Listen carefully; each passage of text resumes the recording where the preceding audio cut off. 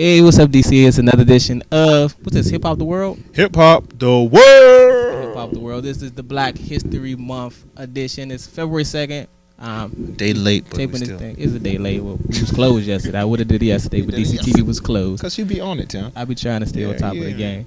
But this is Black History Month. Hip hop is a major part of the black culture, so we're celebrating Black History Month, and we're also talking about the relevance of hip hop in Black history. And the studio, my main man, hip hop connoisseur extraordinaire, Kobie Nichols. Good afternoon, good evening, and good night around the world. So like we said, we're talking about Hip Hop the World. hip hop and its relevance in Black history. We always celebrate Black History Month. We talk about civil rights leaders. We talk about sports figures. We talk about musicians, Medical doctors, inventors, things of that nature, who have paved the way for black people. soldiers. But in today, 2009, this edition of Black History Month, we want to look and see what people in the hip hop culture, from the hip hop personalities, producers, musicians, who have opened doors for black people and made social change across America in general. We were talking about some people that we threw some names out there, and we spoke about Will Smith. Will Smith. Yes, he was the first person to win a Grammy for that first album back in '88. He wasn't. They didn't show it that year. But after that, they started showing, I think it was Best Rap Song. Parents Just Don't Understand, maybe. But yeah, he was the first to win a Grammy. That was the first year they opened Grammys up for rap, and he won it. And we also talked about his crossover success as an actor, being the first person to start off as a hip hop artist, cross over into movies, and be nominated for an Oscar.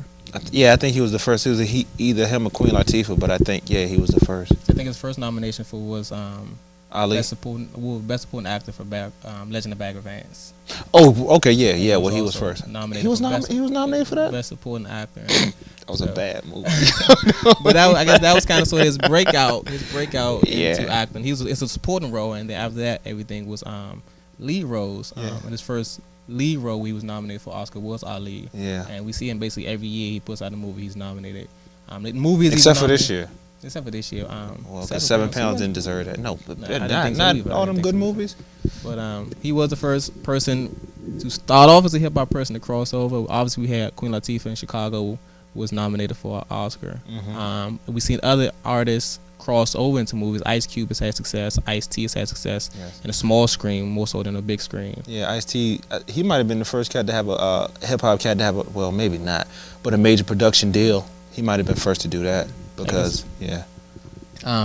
Will Smith was also the first hip-hop artist to have a recurring role, to have a TV show, basically. Oh, yeah, he had that. Fresh Prince of Bel-Air. I ain't even check. You think he won the Golden Globe for Fresh Prince of Bel-Air? They won a lot of awards throughout that time span when they was on. That would be interesting to find when out. the first one came, I'm not sure. Like I say, he's basically opened the doors for a lot of hip-hop artists to cross over.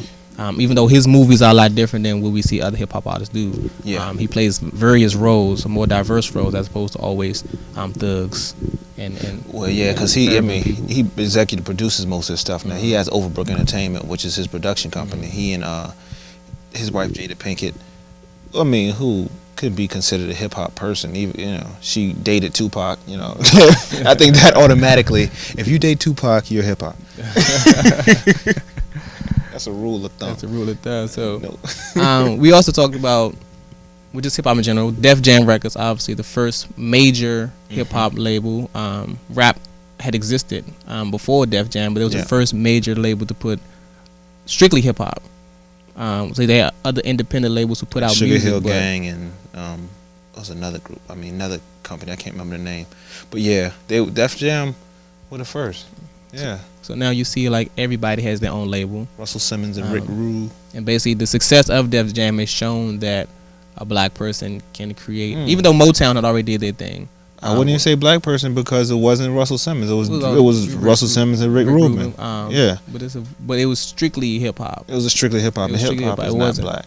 I'm sorry. It's a part of the African American culture. It is mad inclusive. It is. Never was racist. Hip hop was never racist. Yeah, it's never racist. It's expanded into a lot of other cultures, but We can go on about that. Yeah, I was gonna say Bronx, New York back in them days was as much as Hispanic as it was African American. It was. And then you got breakdancing and graffiti, which for some reason they did well. Not they, shouldn't say it like that, but Hispanics did pretty well.